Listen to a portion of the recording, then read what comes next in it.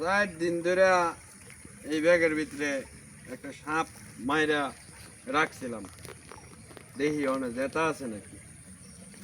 পানি বেশি চিন্তা করে আর মারতাছি না, পানি উঠতে পড়ছি রাস্তার এলাকা। এই যে ভিতরে সাপ আছে একটা, দেখা লই জেতা আছে নাকি।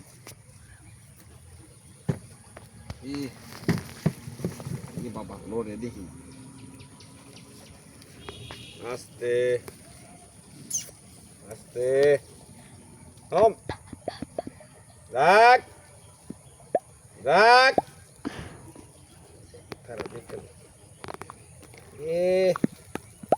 রাখ